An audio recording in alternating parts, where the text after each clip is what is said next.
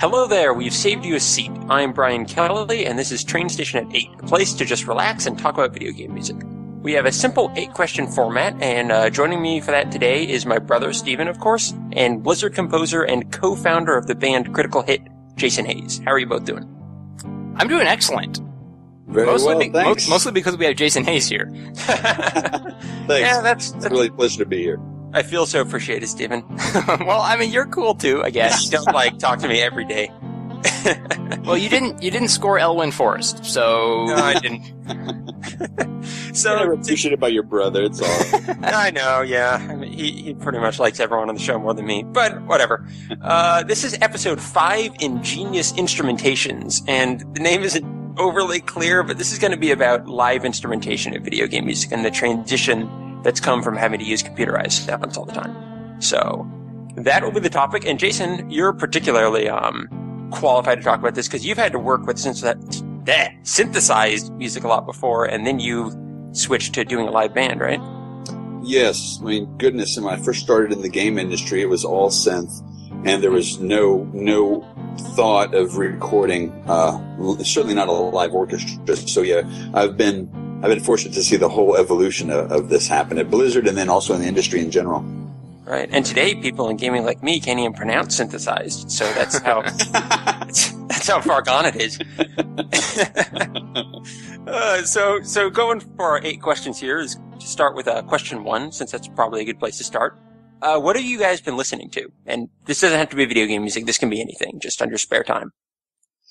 Well, I have very eclectic tastes, although certain things I come back to over and over again. And so just now in the car I was listening to Rachmaninoff's Second Piano Concerto because it's been a favorite of mine since college. And I've always loved it. I always get something new out of it. And so I find myself going back to that a lot. So I was just listening to that, and then Video Games Live has a new album that they just released yesterday. At the time of this recording. And I'm checking that out because I'm interested to hear all the mixes and how it all came back. And there's a couple of tracks I was involved with. But I'm extremely impressed. It's a really, really well-produced album. And I think Who did they get to record that? I think it was, oh goodness, it may have been the Prague Symphony, but I'm not entirely sure, so don't quote me. Gotcha. I can look that up. But don't worry, we only have your voice recorded for all of time, so we're good. Nothing permanent about this. Yeah, I'm going to send a link to Tommy Tallarico and say, look what Jason is saying about your show. He says it was Prague. Jeez. But yeah, you've been listening to anything else?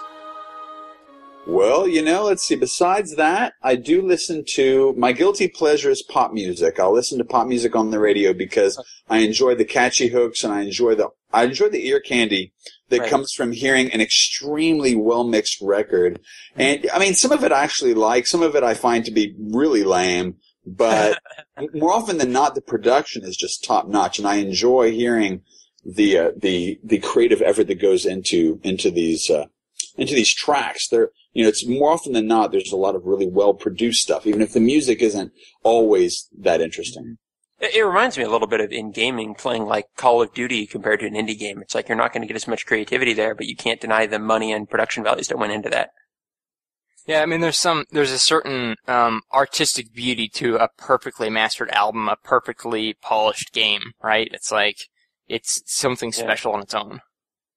I've got a certain envy around that because I've never become an amazing mixing engineer, and I'm still trying to develop those chops. So whenever I hear something really wonderful, I like to try to figure out what in the world are they doing to get that great kind of sense of space and that fantastic clarity. And it's just amazing how much it adds to an audio product to have it extremely well mixed or well produced. There's something special there.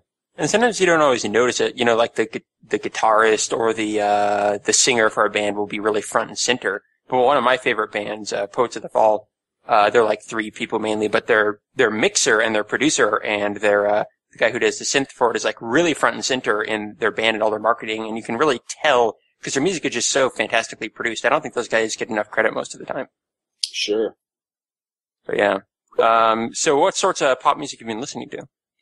Well, it's whatever's on the radio at any given time. So I'll hear anything in the current top of the charts. I mean, sometimes I'll hear something and I'll really get turned off and I'll say, well, I got to go back to my kind of iPod selections. Mm-hmm. But usually I just turn on to hit radio and I hear what's going on from time to time. It also is a way to, it's a way to, clear my mind because I never work in anything that remotely sounds like that. Although I used to a long time ago, but now I'm never doing that kind of thing. So it's a great way, kind of a palate cleanser for me to get completely free of anything I've been thinking about. When I work on a project, I tend to get obsessed about it and I think about it, and I might be working on an element over and over again in my mind. I go over it and over it to solve the problem of whatever it is. Maybe it's the way the melody is going or it's something else about the music I'm trying to figure out.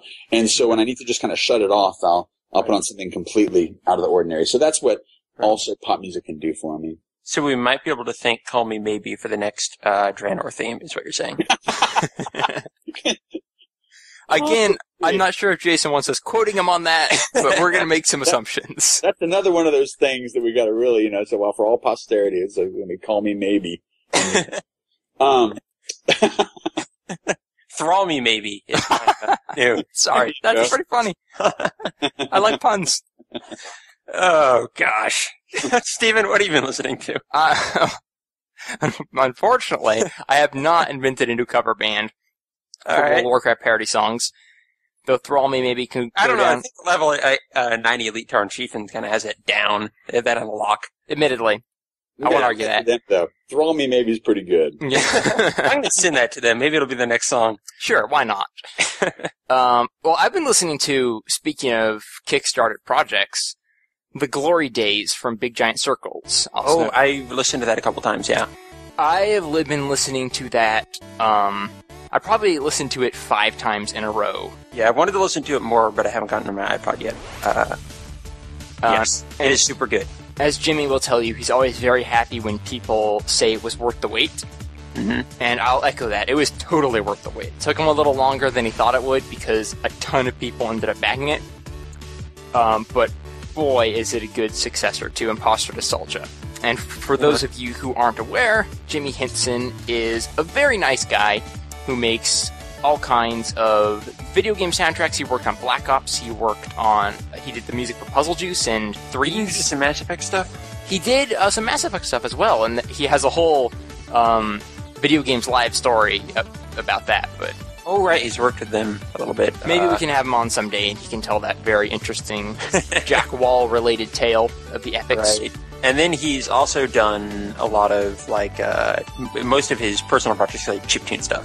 Yeah, it's very chiptuney, but I would say it goes beyond average chiptunes. I mean, I feel like he uses chiptune as an element, but really creates his own style in it with his own instrumentations. And well, like his big Imposter Nostalgia project, which was the successor, or the predecessor, I should say, to Glory Days. It sort of uses nostalgia and chiptunes as like a little like a backing. It's like that's the home you go back to remember fond times. But then he layers all kinds of really awesome stuff on top of that. Mm-hmm. So Glory Days actually sort of got to me. Like some of the last couple of songs, just there's something really emotional about it. He brings in just a little bit of like Super Mario to I don't know, just. It really gets into my head, and like it works really well. Mm-hmm. So yeah, that's been on loop for days. Nice. Anything else? I've also been listening to Fading West again. I have too. Yeah, I really enjoyed that album. It's Switchfoot's most recent album. It went with their documentary, but I haven't seen that yet. Yeah, and I'm actually a big fan of Switchfoot, and I wasn't a big fan of this album when I first listened to it. Same here. Speaking of pop music, I feel like it really went in that direction.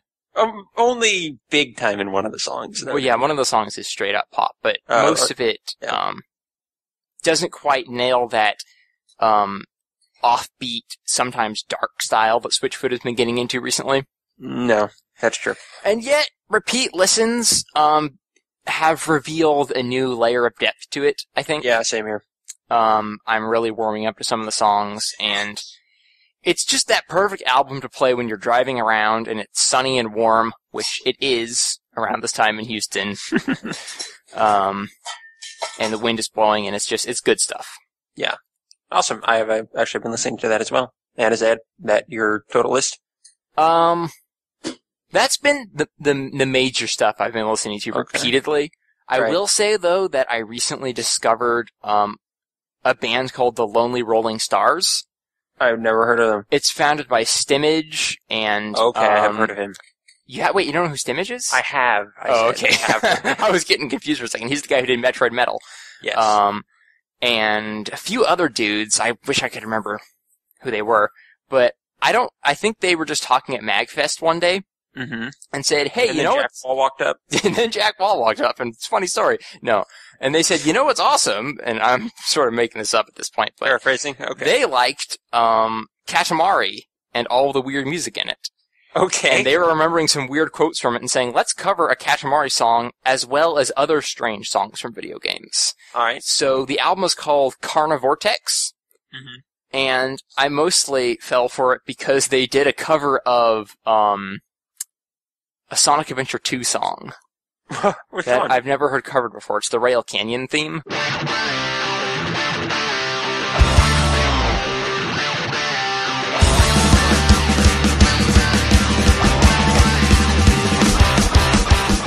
Yeah, that's a really good song. Yeah, it is, and they do a great job with it, and I don't know, it was just a really neat, quirky album, so I picked that up. Is it like metal? It is very metalish, yes. Okay. I would expect nothing else from it. Yeah, it's upbeat and interesting, and definitely recommend looking it up. Just, it's kind of... I've never really heard anyone mention it before, I just stumbled upon it myself, so... Anyway, that's what I've been listening to. How about you? Well, like you said, Fading West, I'm listening to that. I want to listen to the Video Games Live album, but I don't have that quite yet. Mm-hmm. I've been listening a lot to a new album I got by Zach's recommendation from Disembodied Voices. Oh, yeah. Which was the Glitch Mob, their newest album, which was, I believe it's Love, Death, Immortality. Okay. And they're like an electronic kind of glitch, a little bit of dubstep band. And it is super good. I recommend trying it out. I definitely will. I have not listened to much electronic in the past, so I have a hard time saying if they're like good electronic or not good electronic, because I don't have a good grasp on the genre and the people in it. But I definitely enjoy them a whole lot. It's very, really good beats and very strong, what would you say, like energetic music. So. Well, as I've mentioned on past Train Station episodes, I have a soft spot for dubstep when used appropriately and occasionally when used inappropriately and haphazardly. Yeah, it's not nearly as dubsteppy as the Knife Party stuff I had been listening to. Okay. It's more electronic and deep beats and that sort of stuff and vocals in the background. And it's really good, though. They have great melodies that go on throughout their songs. Fair enough. I will definitely listen to this. Okay, so we're about done with question 1, and not all of them will take quite that long. So question 2, and this won't take long at all for you, Stephen, is do you play any instruments? Answer, no. All right, what about you, Jason? Well, I'm a piano player, so I play piano, and I use that a lot when I write, but then I've also played a variety of things from a long time ago. I used to be a trombone player, although I gave that up a while back, so I've lost my chops, and play percussion. I even spent a little time playing harp in college just to get to know the instrument better, which was quite a difficult instrument to learn how to play, and give me a real appreciation for harp beyond the idiomatic kind of film music harp gliss that everyone knows and loves. I mean, I love it. We all love it. But the harp is just a beautiful instrument, so I really enjoyed that. And percussion and singing in the choir also. I've done quite a bit of singing in choir. Oh, that's cool. So out of those, after piano, which is the one that you've obviously done the most, which of those do you think has like aided you most in your orchestrations? You know what? When it comes to orchestrating, what's really good is basically to get a familiarity with a lot of the instruments, and even if you can't play them well, it's really good to get an idea for the mechanics of how they work. And so, for me, having first-hand experience, trombone's been great for that. And trombone is such a backbone of the orchestra. Really, it's such an important instrument as a foundational element. So I think that writing for brass has been aided by trombone experience and that kind of thing. So, but really it's like getting as familiar as you can with the entire orchestra is really helpful, because the problem is, as a piano player, it's really easy, if you don't be careful about this. It's very easy to write things that are pianistic. And so you can't write piano music for the whole orchestra. You want to, definitely let woodwind lines, like, a flute line has to be idiomatic to the flute, and then it can really sing, but you have to really think. You have to think, like a flautist. So, There's actually a really interesting point that I never considered, where if you're putting together, an orchestration or a symphony or what have you, and you have a bunch of different people with different instruments, working under your command, essentially, to know what they're going through. If you're going to send a harp into battle, it's really helpful to know what it can pull off and what its range is. Like, that's an interesting thought. It's really important. You're absolutely right. Knowing what's difficult for the players and what's easy for the players is really, really, really valuable. And I don't consider myself the master at it. It's one of these kind of lifelong journey things. There's definitely things you can write a certain way, and they're very difficult to play. And the problem is, if it's supposed to be a beautiful passage and it just sounds difficult, well, that really is at odds with the aesthetic goal. Now you've got this thing that sounds like it's a nightmare to play, but it's trying to be beautiful, and it just doesn't work.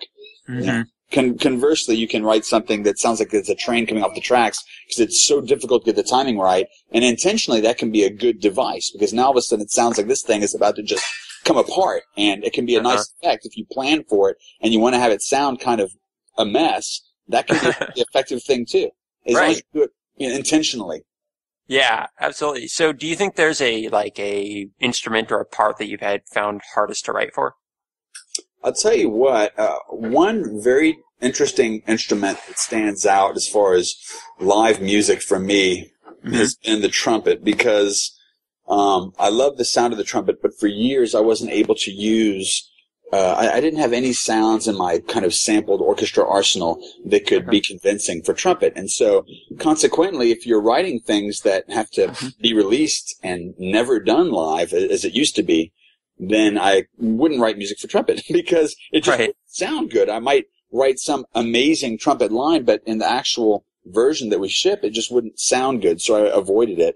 And then the first time I was able to get a really, really awesome live recorded trumpet as part of an orchestra, it was just the coolest thing in the world, because now, it opened up this whole new world of like, wow, we're not writing to the strengths of the what we have in the samples, but we can actually have this great trumpet line come screaming through, and it's a great sound. So, if you train yourself for a while not to write for certain instruments because you just don't have that in your arsenal, then you have to kind of rethink that and kind of realize that these things are now available to you. So it's been a great thing. Yeah, that's really neat. I've never done much writing in synthesized music or anything myself, but when listening to it, I have always noticed trumpet is the one that always sounds the most glaring, I think, when it's synthesized. It's hard to fake. It's really hard to fake.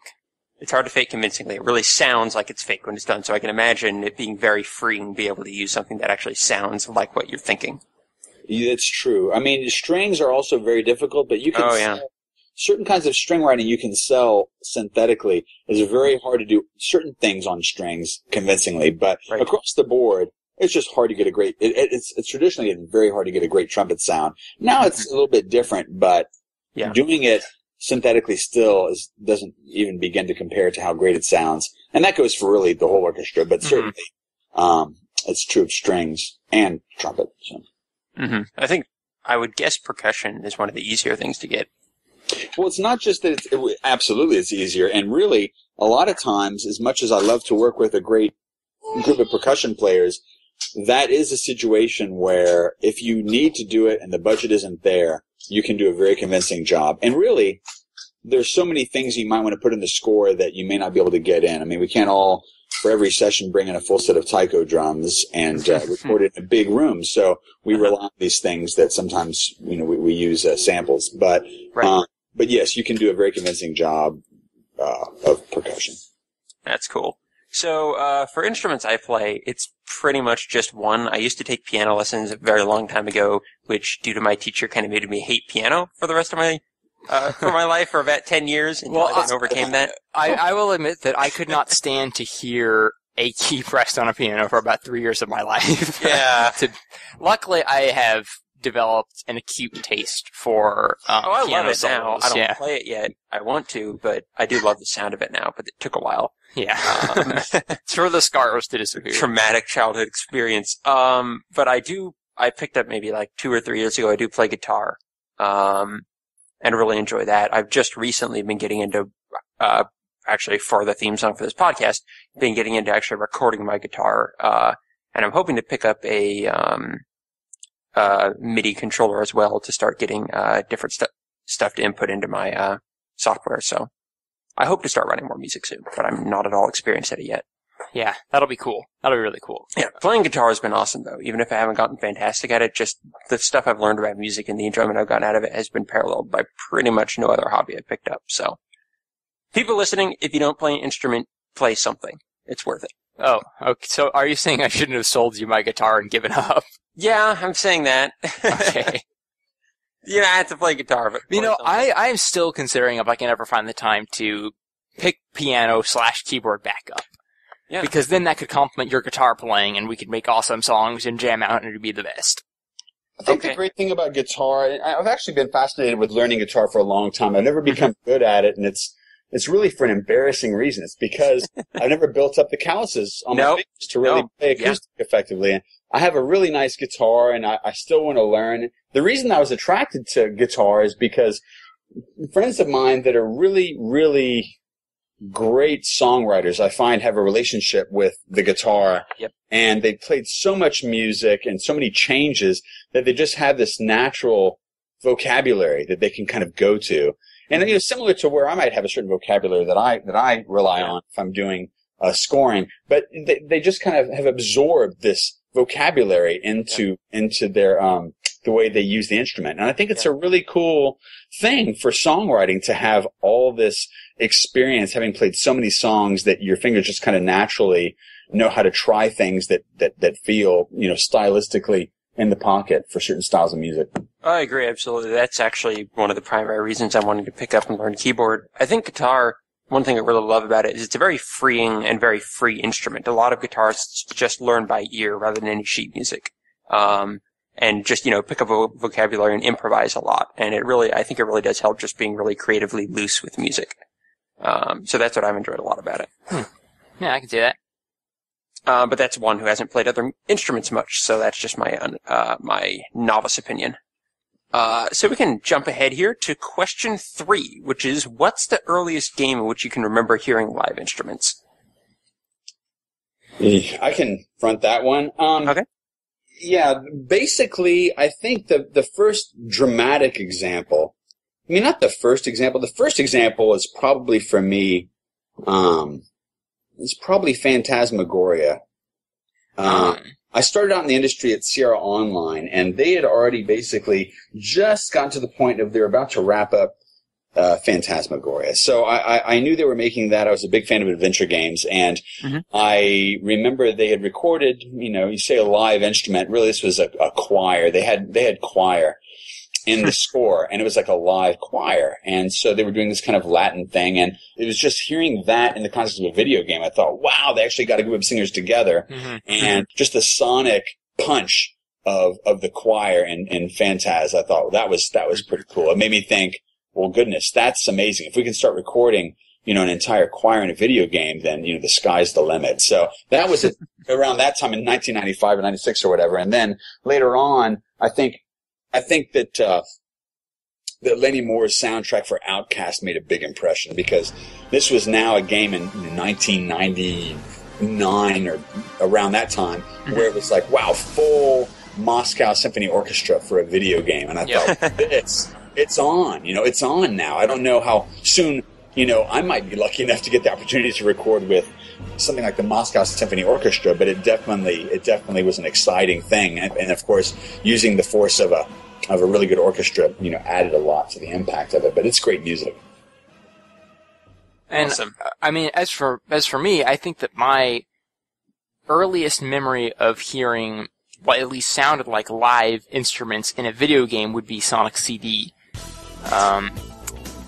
and I don't really know the whole development or recording process of that game, but I'm pretty sure Spencer Nilsson had, like, if not a full band at his control, guitars and pianos and all of that.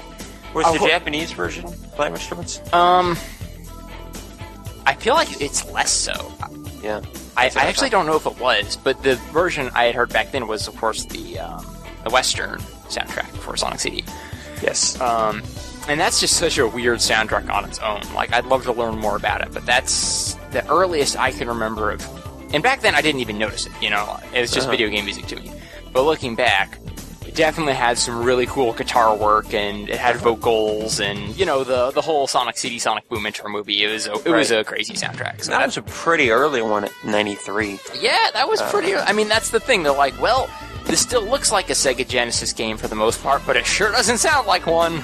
Yeah, and I'd probably have to have the same answer considering that was like the second game I've played ever. It's not likely that I got.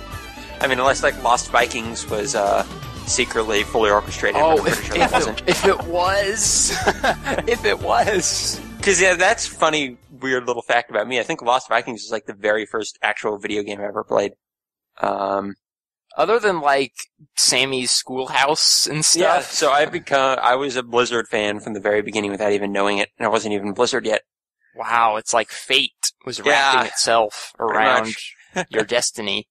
Yeah. I mean, you talk about music that I would have liked to hear with an orchestra at that time. I mean, I was a big fan of Glenn's work in Warcraft too. I thought it was just dynamite. And it's like, it was really meant to be played by an orchestra. All that stuff is simulated orchestra, but it's orchestrated really well. There's all this creative kind of woodwind work, which, a lot of times, even now in orchestral scores, not just in the game industry, but in film, you hear an abundance of, a lot of brass and string writing, not as much woodwind writing. And Glenn did all this great stuff with the winds, and it's dynamite. I mean, I still think it would be great to hear Glenn Stafford's score for that done by full orchestra. That should be a project that we do at Blizzard, is we record all that stuff that way. But he's getting to do it a little bit anyway, because we sneak in his themes from time to time. Yeah. And now that we're doing a lot of recording with live orchestra, we get to sneak them in a way that, we get to record them kind of as they were maybe perhaps meant to be.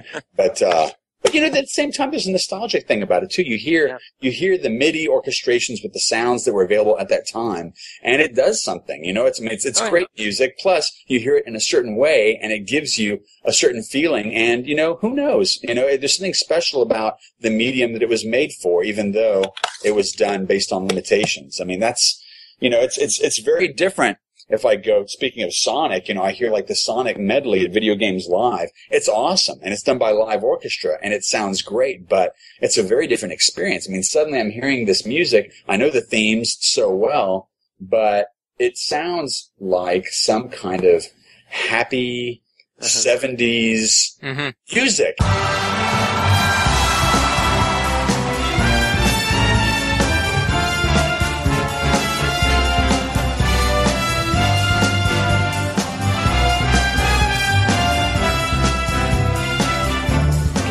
And that music never struck me that way. It never struck me as kind of happy 70s music, but with an orchestra playing it, that's how it sounds to me. It feels kind of like a 70s kind of vibe, and a feel good.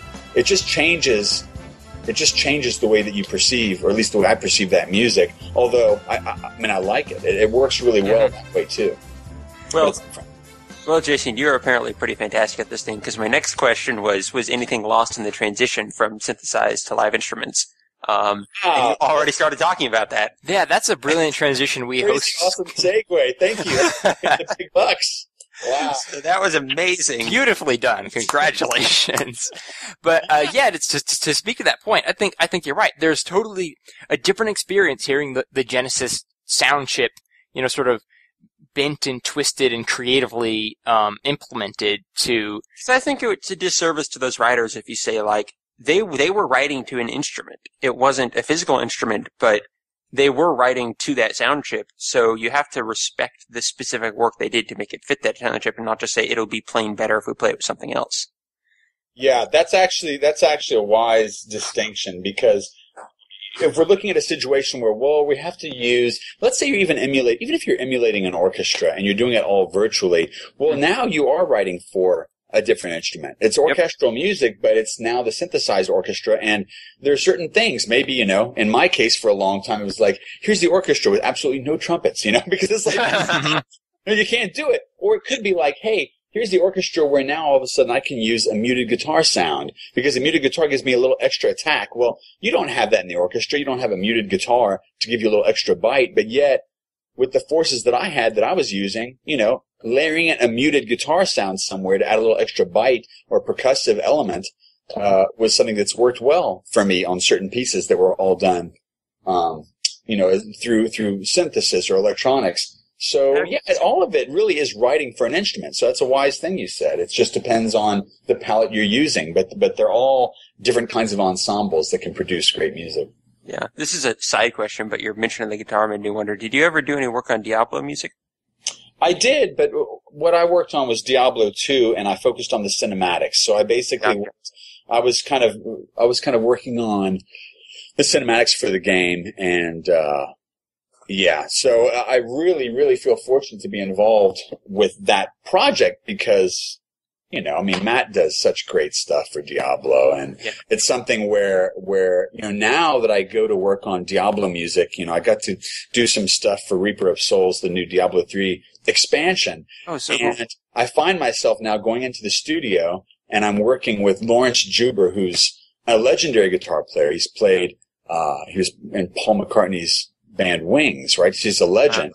And so what are we doing? We're getting out the 12-string guitar because Matt set up an iconic branding thing with the 12-string. So now I go to write Diablo music, and that's one of the go-to instruments. Mm-hmm. And that's all because of Matt. So it's great to be able to work on it now, and we have this history with the franchise. And so I thought, working on Diablo 2 on the cinematics was a blast. Working on the new stuff now is also a real joy. And now we have this whole kind of heritage to lean on about, what's the musical sound of Diablo. Mm-hmm. Yeah, that's fantastic. So you've worked on Diablo, you've worked on Warcraft. So did you ever do any StarCraft work, or is that the Blizzard property you haven't? No, when I first started at Blizzard, the first thing I ever got involved with was the original StarCraft. It was during the last 9 months of StarCraft development. And so I walked right into the dream project. I started writing the first thing I ever wrote for Blizzard was the Protoss briefing room. When you're basically getting ready to get a mission. Oh, nice. You basically, and so it's like, wow, you get to walk in and work on this game that's, going to eventually become this incredible, this incredible national pastime of Korea and, all this stuff. Little did any of us know, but so great to be involved with StarCraft. So it has a real special place to that stuff. And now it's like working on things like Heart of the Swarm and the upcoming, the kind of closing out the trilogy. Guess what? It's all based on kind of the Protoss. And so that was where I got my start at Blizzard. So now I'm really excited to go back and take things like the Protoss briefing room theme and kind of develop it into like, well, what are the Protoss all about? We get to finally explore that. So I'm super excited to get back involved with StarCraft, especially this time, right? As we're about to close out the trilogy. I say Protoss, so I'll be listening carefully. That's exactly what I was thinking. It's like, you're going to go nuts with that. I've been waiting like 2 expansions to be able to play a campaign about the Protoss because that's what I'm saying. That is me too. Yeah, so it's that time. Yeah, I don't claim to be a great StarCraft player. I really am not. I actually suck pretty bad, to be honest. But Protoss, I really, really like, and I'm excited about that. Yeah, I just chose Protoss because I'm like, they look super cool, so I'm going to learn how to play these guys, and that's worked out pretty well for me. All right, then, so we can go ahead and jump to question 5, unless there's something you wanted to add to that, Stephen. Actually, I do have one question I wanted to ask Jason about that. Go ahead, kick it. Which is, you were talking about how, it's really changed going from MIDI to live orchestrations throughout the years and how it's a very different experience. Is there like something specific that you miss? Like maybe the challenge of trying to coax the MIDIs without trumpets into, getting what you want out of it? Is there like maybe it's nostalgia, maybe, like I said, it's the challenge. Is there something you miss about that? Well, it's a different mindset. And so I guess when it comes to doing things where you have to kind of ship it, as a completely electronic product, then I got into certain habits in the way I would write. I would kind of write to the strengths of the samples. Again, it may be in that idea of omitting trumpet, or it may be in the idea of like, well, I have this great English horn sound, and so I'm going to use that. And, purists might say like, well, that's no reason to choose English horn. Well, when you have to ship it and it's got to be electronic, you better choose the sounds that work well. Otherwise, you won't be making as effective music. So, getting out of the habit of just writing to the strengths of the samples that I have access to, and broadening the way that I think about the ideas that I'm going to present, to include pretty much now, the full orchestra and beyond, has been a bit of an adjustment, because I used to go to write a piece of music and I'd have to develop it completely in the box. I'd have to hear exactly what it is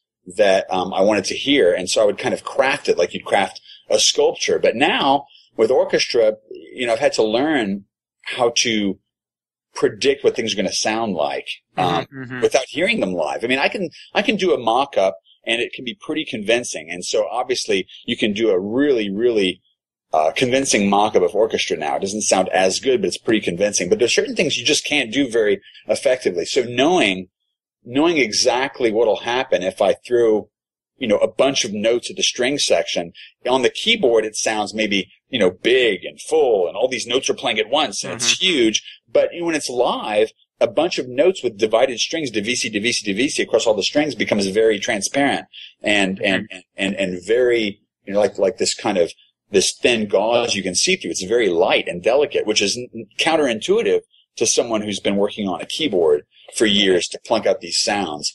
So realizing that you have to maybe play, one or two notes across the entire string section can be a much more powerful sound than dividing up into these massive chords. So there's definitely been a learning curve. And, but no, I enjoy all of it. Now, I enjoy still using electronics in music.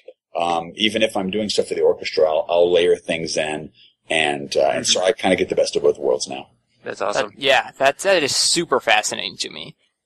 Again, we could have probably spent 3 times as long on this one question, but because like if you follow kind of the video game inspired electronic music going around these days, chiptune is such a big thing, and I feel like a lot of it is nostalgia, but a lot of it is people almost are intentionally limiting themselves again, because it's fun to see how good can we make this Game Boy sound. Like, it's just a really interesting process to me. Now that the tools are at your disposal now, you can pretty much go as far as your budget or your imagination can reach. So, yeah, that's awesome to hear.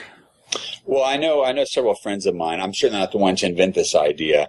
It's, kind of a well-documented thing, but I have friends of mine that really swear by imposing limitations on what they're writing. They say, well, I have to set some limits on what I'm doing. And then once I have that kind of box established, it maybe presents interesting challenges or an approach that requires a certain kind of way to think about it differently than if you have just everything available. And certainly for me, it's a benefit to set some limits, because I really can't go into the studio and face a bajillion sounds and then figure out, okay, what do I want to use today? I like to say, okay, what am I writing, and, what can I use that might accomplish this effectively, and how can I kind of limit this down to a subset of instruments that I feel like will be effective, so I don't get completely overwhelmed by the sheer amount of options. And plus it does bring a certain creative thought process if you impose certain limitations. So I think that's kind of a useful thing.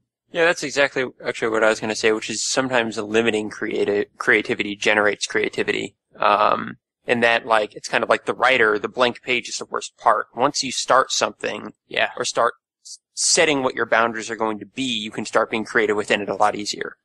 Totally agree. Find the palette first, and then start painting. So that's cool. And yeah, that's something that I feel for these people who have all these resources to work with. Like, I have enough trouble, being creative with one instrument. It must be pretty daunting having everything at your disposal. Absolutely. All right. So, question 5. What are some personal favorite instruments to hear in game soundtracks? Well, Trumpets? I specifically...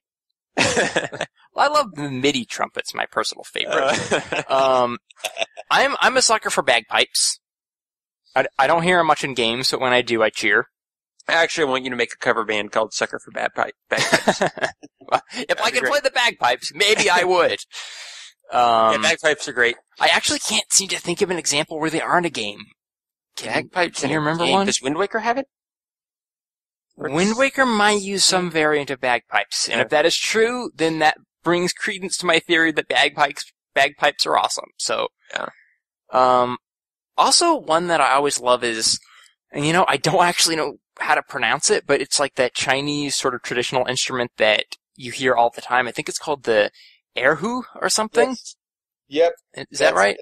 Yeah, erhu I've heard might be more correct, but honestly, I hear erhu as often as I hear arhu, so I'm not. Okay.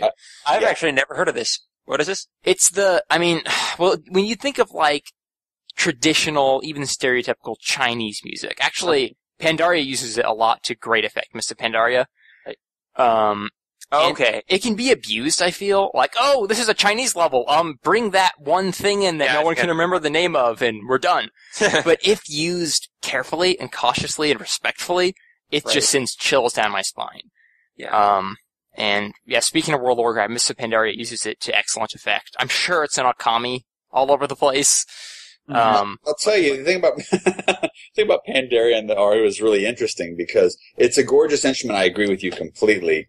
And it's a situation where Pandaria was largely developed, at least the initial release, in my absence, because it was during my time away from Blizzard. So it was all kind of almost in the can by the time I arrived back at Blizzard again after spending time away.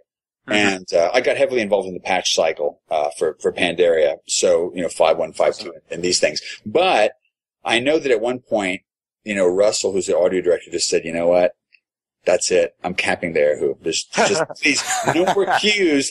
It's great, and we have done hopefully some really nice things with it, but we've got to just cap it right here because there was such an abundance. It was an abundance of riches. There was a lot of great, erhu music, but it just got to be, it was just a lot. And so, it's great. And how would you not go to that? It's like a shiny new toy. It's like all of a sudden the floodgates are open. We're in Pandaria. It's kind of Chinese inspired. You're not going to play an Elven instrument. You could jump in and you definitely want to write like crazy. So everyone kind of went nuts with that. Another great one in there that I actually love that I did get to write for a little bit is this guchen, which is kind of like a harp, but it's Chinese and it sounds extremely idiomatic to Chinese music. So really anything you play and you involve this instrument, it does turn instantly like a Chinese, folk, sound. And the instrument itself it basically is tuned to the pentatonic scale, which is in itself a very Chinese sounding scale. So you have this kind of pentatonic music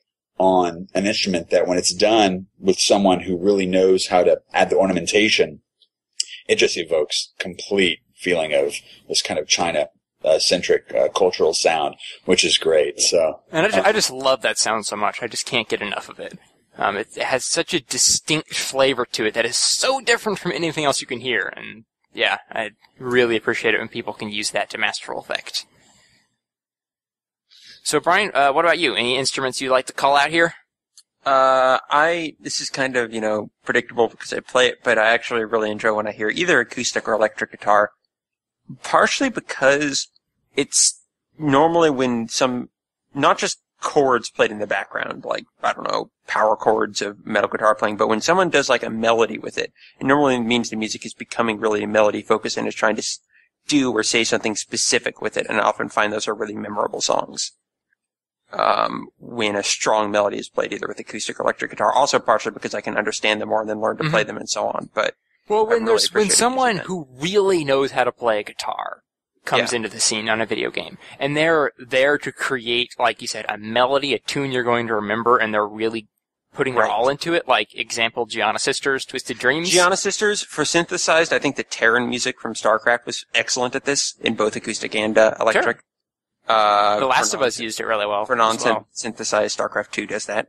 The Last of Us used it fantastically. You said Gianna Sisters. A lot of Sonic music, actually, does a lot of cool stuff with it.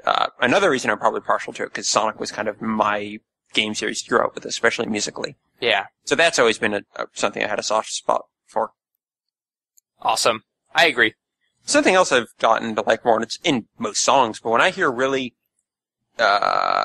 engaged live percussion and drums, I find that's fantastic in game music, especially since the pacing or the beat can be extremely important for gameplay purposes. Yeah, that's very true. Like if you want to create an action scene or something, then the drums are really going to be what's driving you forward. But it is so easy to abuse them. You know, Yeah. it's just like, if something exciting is going on, just pound on the drums for a while, and hopefully the player will have adrenaline shooting through them at some point.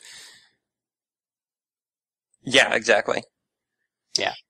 Yeah, I agree with that. I mean, I love percussion. Obviously, at Blizzard, we love percussion, but there's certain things that, from a certain school of thought, maybe the school of thought when I was, in studying orchestration a bit, I remember it really made an impression on me when someone said, before you go to the percussion instrument to generate momentum and drive, definitely think about making sure you represent that somewhere else in the orchestra. And that really stuck with me. So now if I'm doing anything with a rhythmic thrust, I don't even look to the percussion first unless it's, some crazy like all drum music cue. But aside from that, I'll really try to generate propulsion with some other elements.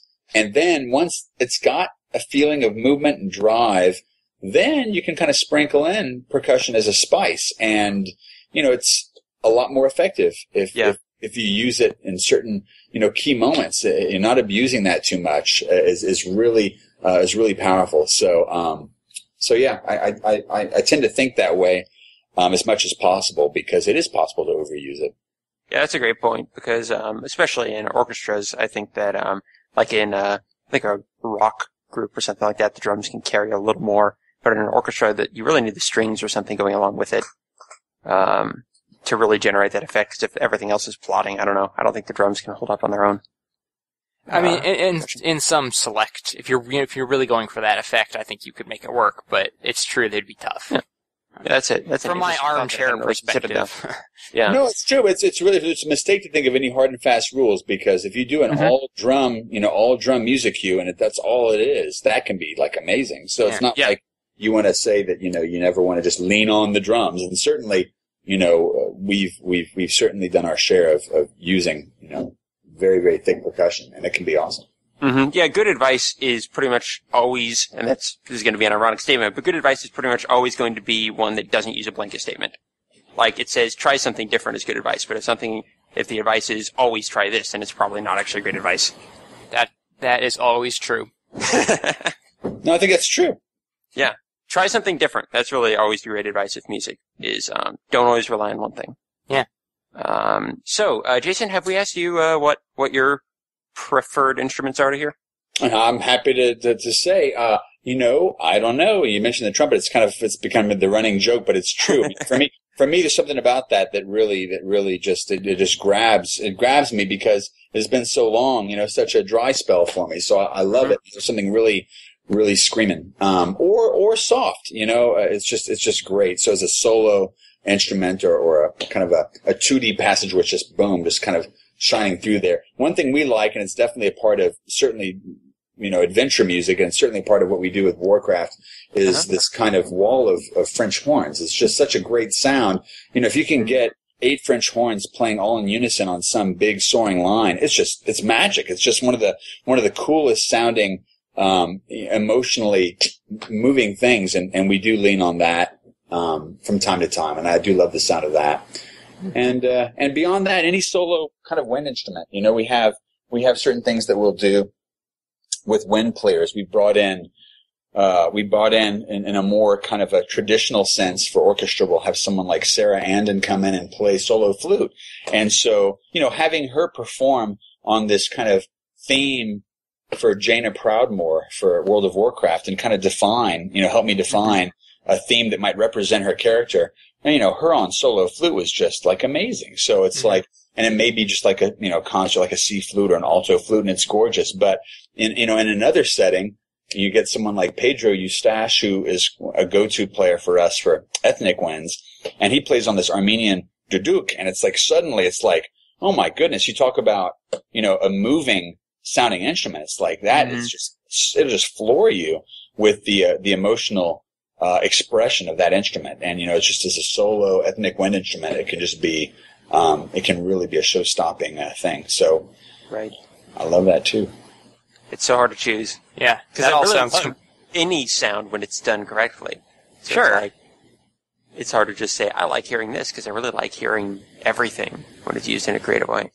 Yeah, it is definitely a context thing, because one thing I actively avoid is I don't write a lot of, kind of piano parts in orchestral music because of that idea, like, I don't want to all of a sudden become like this pianistic thing. But that being said, and maybe it's related to the idea that you don't want to make these hard and fast rules, but if there's a really small, intimate moment and you have like just one simple melody, high up on the piano, it's like, man, if you want to generate a feeling of innocence or some kind of childlike feeling, it sounds like a cheap trick, and 1,000 composers before me have done it, but wow. I think it really delivers the goods, it just really is effective in that setting. I think the big example for that in video gaming is Halo, which always brought a little bit of piano in just right, just at the right time. Halo did have like I should say, Martin O'Donnell had a good grasp on how to integrate a piano, and it still sounds powerful. It stands with the trumpets and stands with the guitar, the electric guitar. And the pounding drums. That was really good.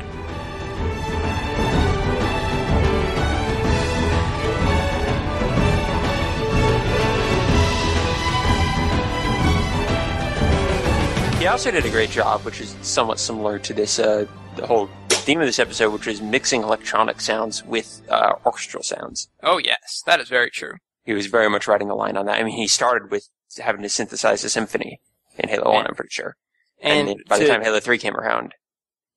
To talk more about the piano thing, an example from World of Warcraft, to what Jason was saying, I distinctly remember, it's somewhere probably in Duskwood or something. Mm-hmm. Sometimes this, out of nowhere, like, a very, simple few piano notes will play.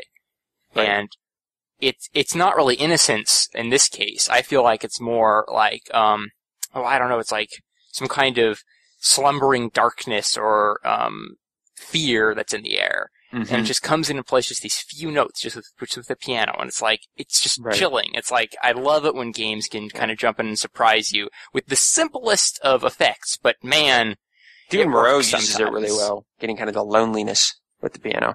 Oh, well, yeah. It's a joy to actually hear, emotional description about certain. I mean, it's really, for me, it's really kind of fun and gratifying because, it's great. You sit there and you kind of work on this thing and you kind of tickled by it. Oh, I think this might generate some kind of feeling of, like you say, an encroaching darkness, but it's not darkness like horror movie darkness. It's not like darkness like, oh, I'm scared to, walk around, but there's kind of a sense of like a little bit unease, perhaps. A little unease, yeah. And so that's great. And so it's so cool for that to register. So yeah, no, I think that's an interesting example, with Duskwood or, and thanks for mentioning Dunn Moreau too. Yeah, that was definitely an exception. And it's like, well, how cool is it to be in a snowy landscape where you just kind of imagine, kind of a peaceful surrounding and you're out there and it's hopefully beautiful and you want to kind of project this, kind of capture that feeling, and it seemed like the piano was an interesting. Oh yeah, that is one of my single favorite pieces from World of Warcraft for sure. Oh, thanks. That's really cool of you to say. Yeah, that whole location was tied together so well. Like music is, I feel like music is made to tap into emotions. So it's the cornerstone of an emotional experience, and a lot of media is the music. And like we talked about in a couple episodes ago with nostalgia, it's the thing you remember. If you play World of Warcraft for hours, I'm sure you'll remember the many adventures you had, the quests you've gone on, the things you've seen, but you can always remember that the music will come back to you. You can hum that, and that's like what transports you right back. So, yeah, it's important. And speaking of Warcraft, for a good example, I was thinking of other examples of guitar music was all of the tavern music in World of Warcraft, and then the Hearthstone soundtrack. I have loved both of those.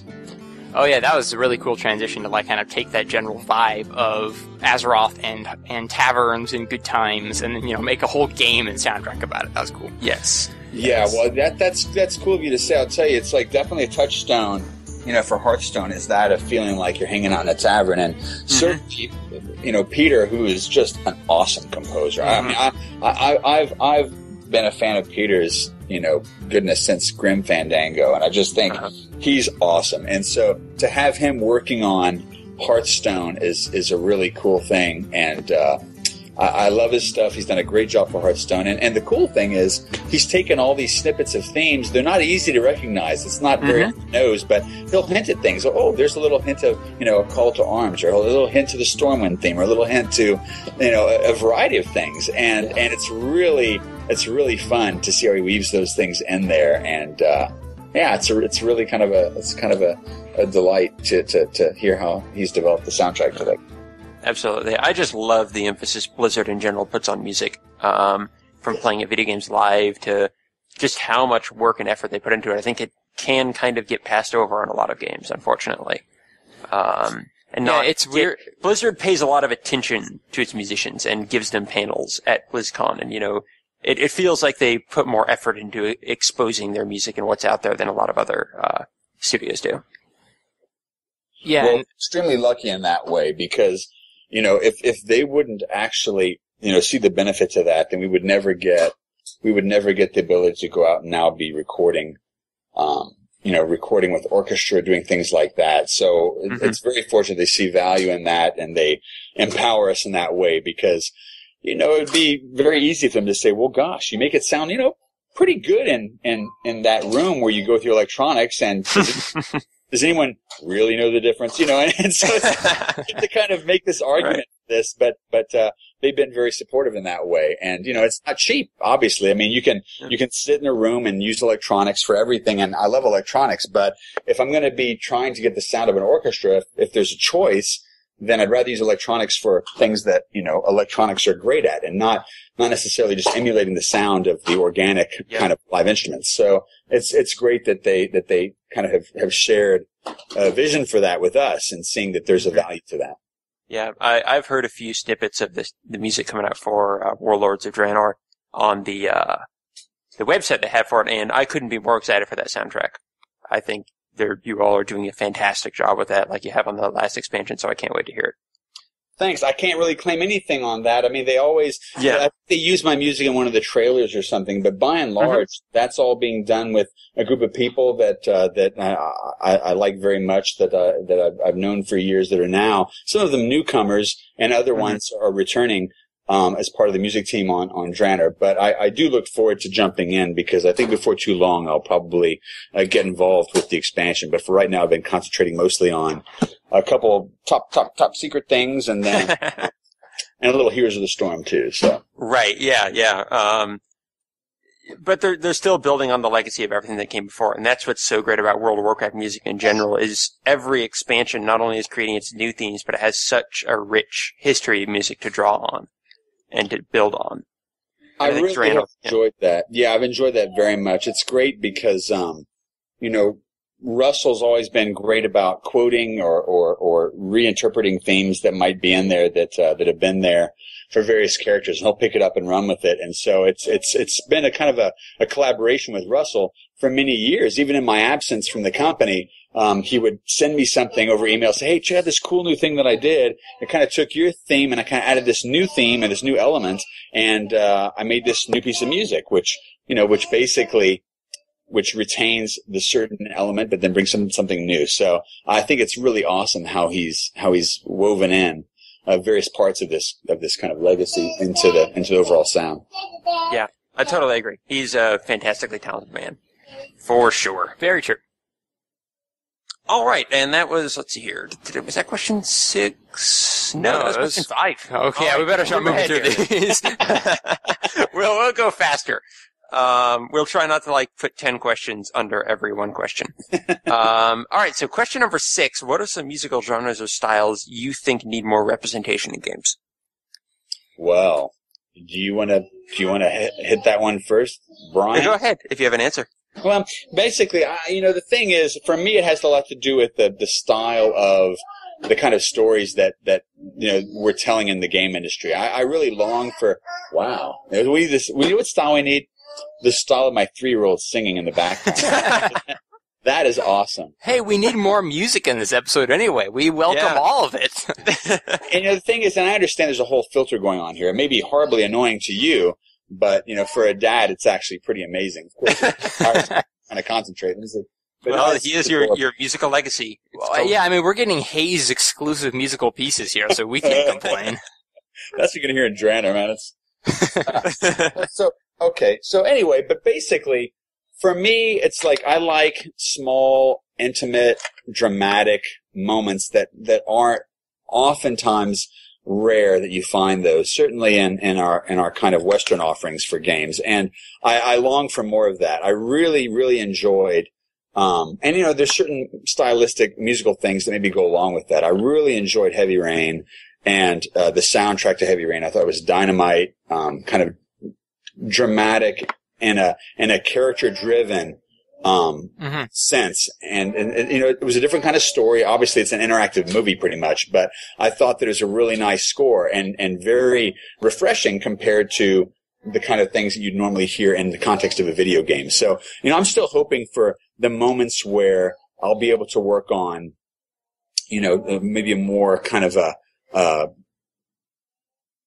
dramatic character, smaller, more lyrical, character-driven narrative. Blizzard games are very sweeping. They don't really have time to focus on single characters nearly as much as something like Heavy Rain would. Yeah, or the other thing, which back in the day, which is a long time ago, so I don't think this would happen today, but back in the day, I've had the experience of proposing in a meeting, hey, what we really need here is like a love story. We need the conflict of this love story, and people looking at me like they thought I was insane. It's like, why would you realize this is, Warcraft. This is going to do a love story. Are you look at StarCraft. Yeah. Well, see, there you go. See, so we've come a long way. So to me, that's, you were ahead of the curve. Yeah, that's it, man. See, I'm a visionary for these guys. No, honestly, other people share, my opinion in that way, and I think we tell great stories. So I'm not knocking that, but you're right. The fact that we have as a kind of important part of the narrative now is like, oh wow, there's this issue between, Raynor and Kerrigan, and will they get together? This kind of star-crossed lovers thing. That's a more mature, kind of a level to the storytelling, along with the big explosions, which are still really important, and I love that kind of thing. It's great to have more lyrical, dramatic moments. Yeah, video games in general are really growing from a storytelling design, so I never really thought about it, but you're right that as they grow in stories, I think music will naturally kind of follow. Yeah, I think that's the thing. When I think about kind of what I'm interested in the development of musical styles in video games, I think about the kind of stories that we're telling, and like you say, the different kind of things kind of fall out of that for me. Yeah, that's actually really cool. What about you, Stephen? Well, I think that The Last of Us is a good example of a much more mature and nuanced and quiet score, which is one of the things that I would like to see more. Have you played that, Jason? No, I want so badly to play The Last of Us. Here's the thing with that, is that basically I'm sitting here biding my time. I've got 3 young daughters, and so my game playing at home is, severely limited. And I could be up at 3 a.m. playing The Last of Us, but the problem is they're going to get up at the crack of dawn no matter what I do. So unless I really prepare for that kind of thing, I need to really be careful how often I pull the late night gaming. So usually I'm playing things that aren't anything like The Last of Us, but yes, I very much want to play it. All right, well, you can, since it has such a fantastic score, you can say you're playing it for work and just do it, I don't know, in the day. Because you need to hear the soundtrack. And, if you pull an all-nighter alone in the dark playing The Last of Us, you also might get plunged into some sort of horrified depression. So be careful. That'd be intense. But I would like to see, actually, more game scores take, like, a single instrument and let that drive the whole production, like The Last of Us did. Like, with that guitar, that acoustic guitar, it barely ever ventured out of that tiny realm. That's true. Yeah, like it was all, the entire soundtrack was played by one guy. Not like he would play multiple instruments and overlay them, but it was just one guy playing live instruments for the whole soundtrack, I believe. That's a really, really interesting way of going about it. And I would love for other games to try that. Like, what if, I don't know, someone were to make a game where, maybe it's like some sort of spacefaring Firefly style, where they only have one fiddle to play the entire soundtrack. What about like a first-person shooter with only a didgeridoo? That would also be awesome. I would be totally down with that. I think Rayman Legends is getting closer. But another thing, I don't know anything about hip-hop. But I was thinking that too. But I want more hip hop in video game soundtracks. What's that game? Def Jam? Sure, I was gonna maybe say more of The World Ends With You.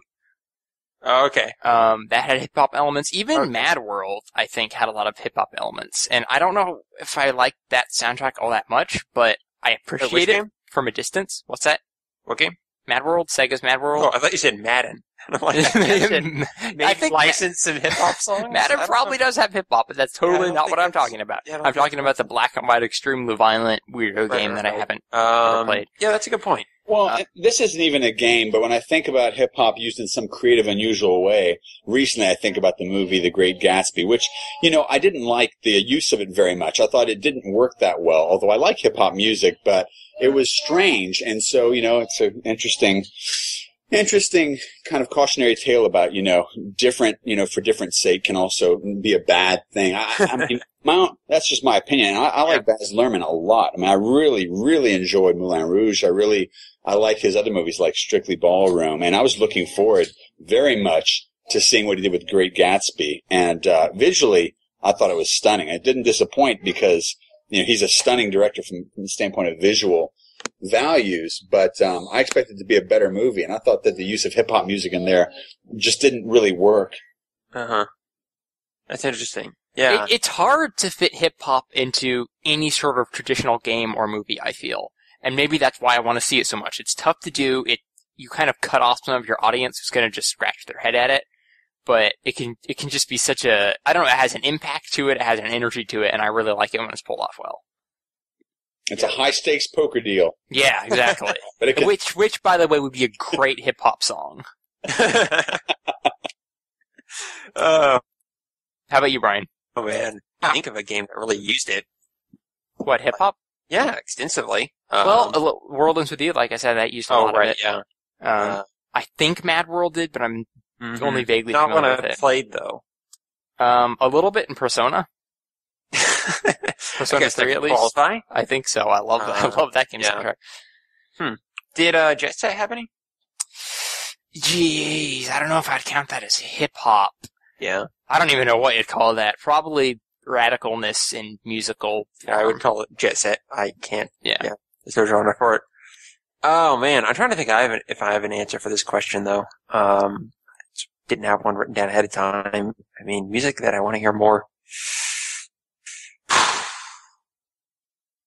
It's kind of hard to think off the top of your head because you don't really know it till you hear it sometimes. Exactly. It's kind of like the thing of come up with a cool idea. It's like, will you do it? Well, I want you to know. I can't think of. I want to hear exactly what I subconsciously want to hear. Exactly. Hey, I work with a lot of directors that have that exact standpoint. It can be frustrating sometimes, but they'll know it. Yeah. I don't know. I should have had an answer for this. Here, I'll give you another freebie. More big band. More big band, like Mario World. Yeah, more Mario World. Yeah. Yeah, that's actually a pretty good one. A lot of great genres are already being done a lot. I still think just a live rock band with original music for the game is actually not done very often. Like Sonic Adventure games love to do it, and I think it's really cool, especially for games that are kind of just being free and fun, like the Sonic Adventure games, to have a live rock band in there. It adds a lot of energy, but a lot of games I feel are just like, well, things are either chiptune or things are either orchestra, and that's what we do. And no one kind of fits that in between there that I really enjoy hearing. It's easily, split into it's a nostalgic bit trip or it's a modern symphonic movie soundtrack. And those are both awesome, but that's not the only ways to go. So, yeah, I would love to hear more. I can say that, not to speak out of turn here because I don't know what all I should be saying or not saying, but recently I was really surprised that I got the opportunity to write, something with metal, like metal rock. You're saying the Elite Tauren Chieftains are going to be major lore characters in Draenor? Confirmed!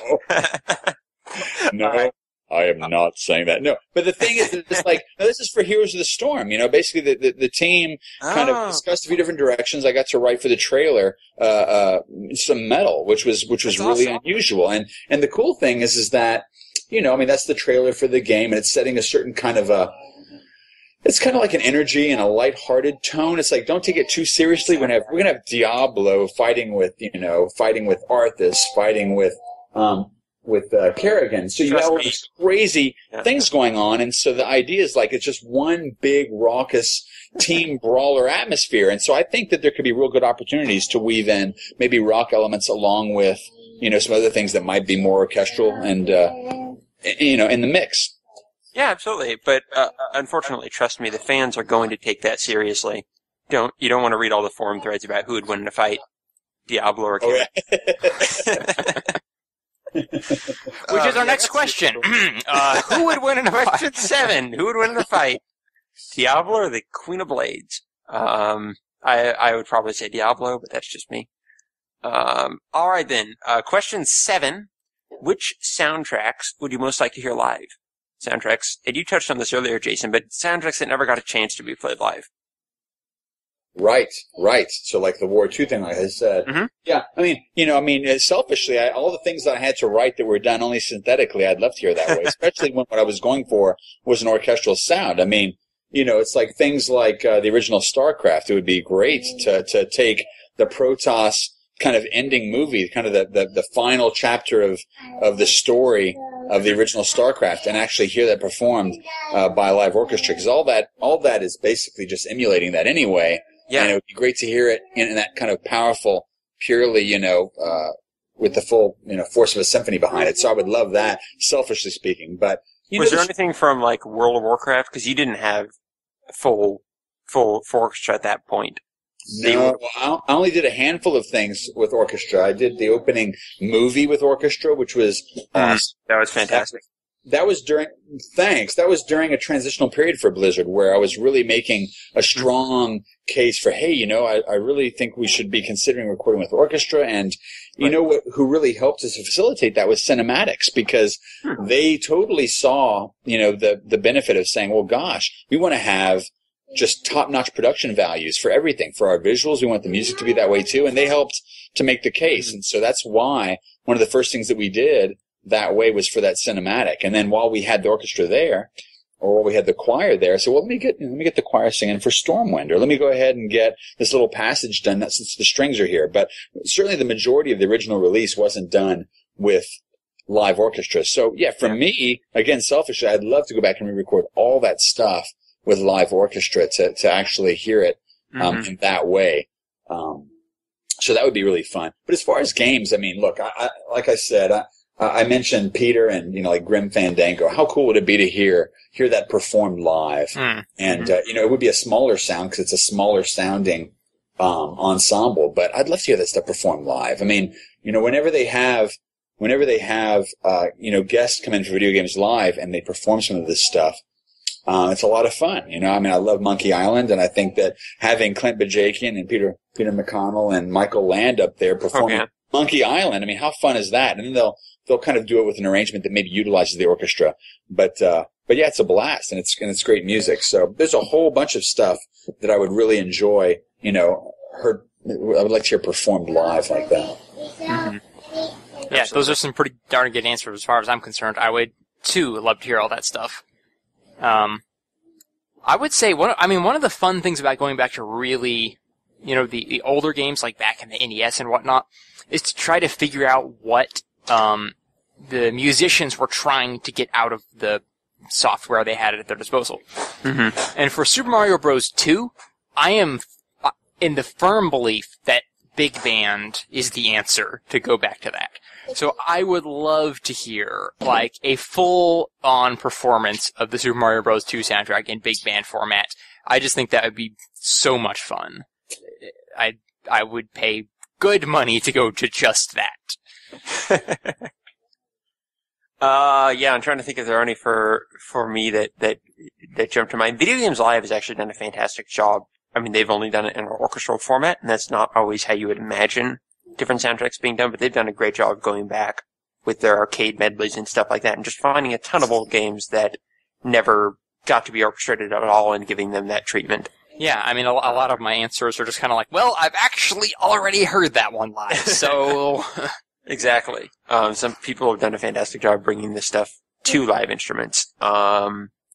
Yeah, the Mario Bros. 2 thing is a really good example of a different style. Yeah. Can I interrupt you? Go ahead. I'm not Thank saying you. anything important.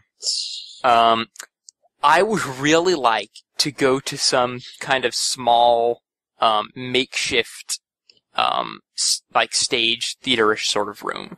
Mm-hmm. And have one guy get up on the stage and play a medley of KK Slider songs from Animal Crossing.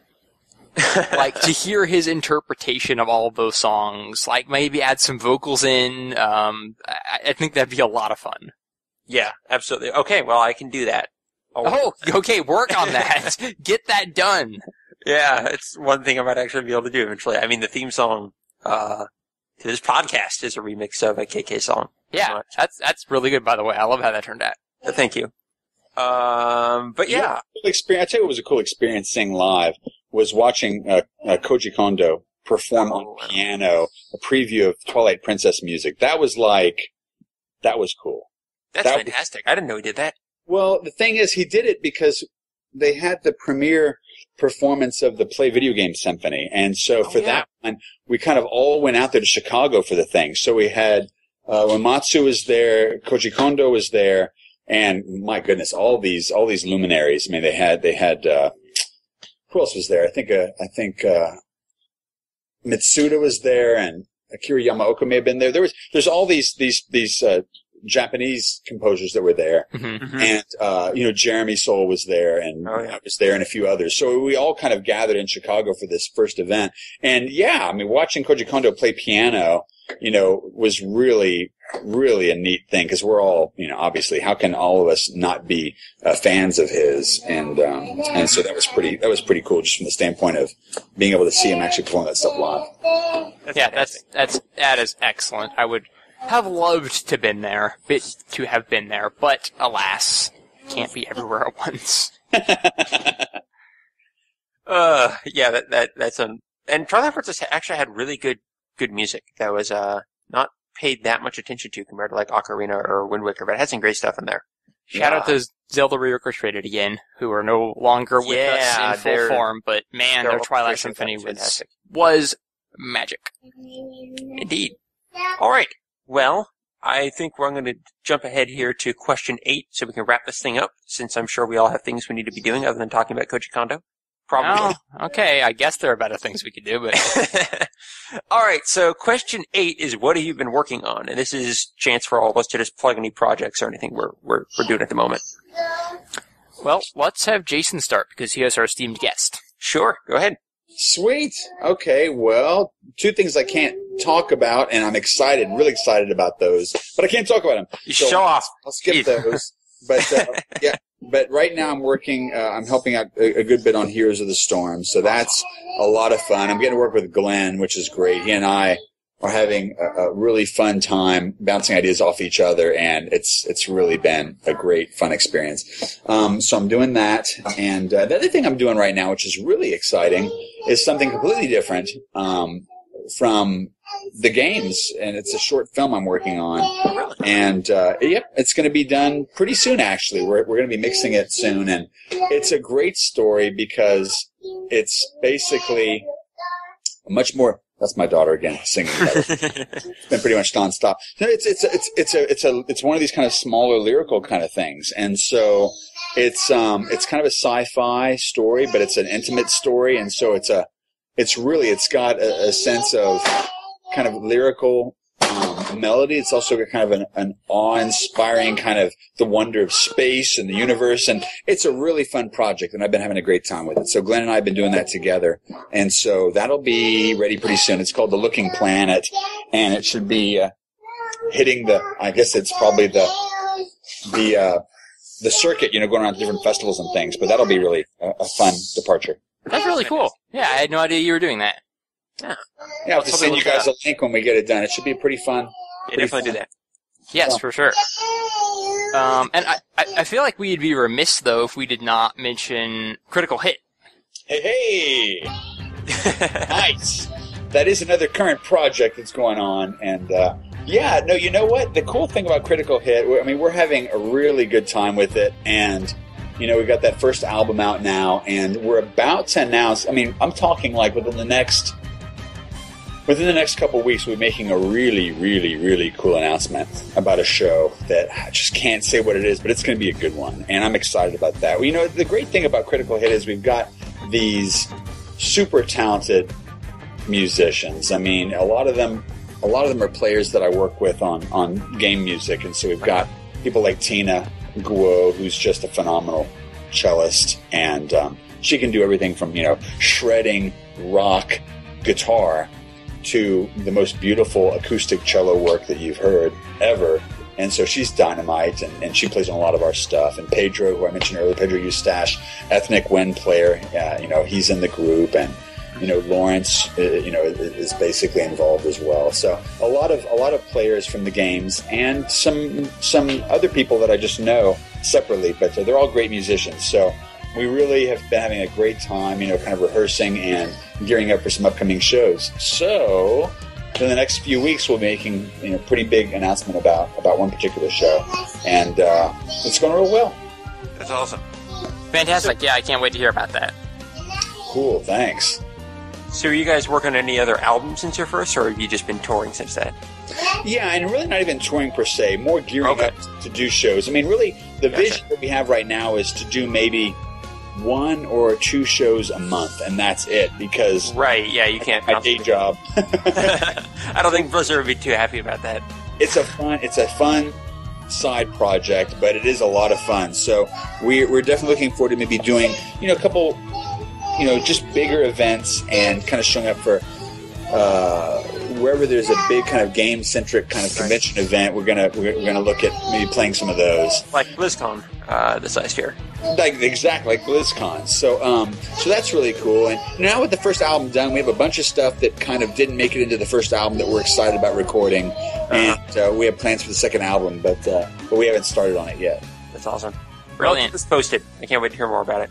Nice, absolutely. Thanks. All right, and Stephen, what were you saying? I was just going to say maybe we should talk a little bit about what we're working on, Brian. Sure. Which is the same thing as we've always been working on. World domination. It's going really poorly. Good segue. No. World domination will come at a later stage, but right now it's mostly Train Station at 8, which is this podcast you're listening to right now. It's about video game music. Yep. If you haven't been able to tell. And that falls under Whales or Whales, which is our network that collects a bunch of cool ideas and cool people together to hang out and make cool stuff. Yep. So currently under that, we've got like Disembodied Voices, which is a podcast we do with a couple other friends just about video games. And then we've got Horror Cam, which is one of the members of Disembodied Voices playing through different horror games and putting it to video on YouTube, chronicling his tales. So, and we plan to get more stuff after that, but for now it's that's what we put under Whales or Whales. So we're very excited about that, and we it is not actually announced. It is not actually up as of this recording, so I hope it went well. Unless we really did take over the world or some weird thing like that, everything should be live. Whalesorwhales.com is the place to go. And you can follow us at Whales or Whales at Twitter as well. And you can look at our awesome logo. Yep. Which, spoiler, is a picture of whales. Yeah. Yeah, while we're talking about social media plugs, Jason, anywhere the fine folks at home can follow you on the internet? Yeah, well, criticalhitband.com is our website for Critical Hit, and we've got basically our Twitter is at CritHitBand, and my personal one is at Jason Hayes Music. So, yeah, absolutely. Love people to stay tuned to what we're going to be talking about soon. So I'm excited about it. Awesome. I just now followed both of those accounts, so. Excellent. Ha, I'm ahead of the game. I'm already following both of them. Well, I have to be. I'm the one setting up all our Twitter accounts. Yeah. All right, then. Yeah, that should cover it. If you want to follow me on Twitter, I'm at Lord Meldor. That's 2 R's in Meldor. And Steven is at StephenKelly180. Yep, that's Steven with a PH. So, because he's just constantly changing his position on things. Yeah, that's a deep joke. Yeah, I think that's it. We covered everything. Train Station at 8 at Twitter as well. There you go. whalesorwhales.com/trainstation@8. Yeah. So thanks everyone for joining us. Thank you, Jason. Hey, thanks for asking me on. It's been really fun. Absolutely. Anytime you want to be on again, just ask us, and we would be happy to comply. Yeah, this is fantastic. Next stage towards world domination, we gotta figure out a way to trick Russell Brower onto the show, and then we'll have made it for sure. But yeah, this has been a lot of fun. I think this was a great episode. And, yeah, it was great having you. Super great thoughts. So thank you again for coming. Appreciate it. And thank you, Stephen, as usual, for not bailing on me. You're welcome. Yep. And thank me for hosting this. Yeah, for sure. Good job. Thank you for thanking me.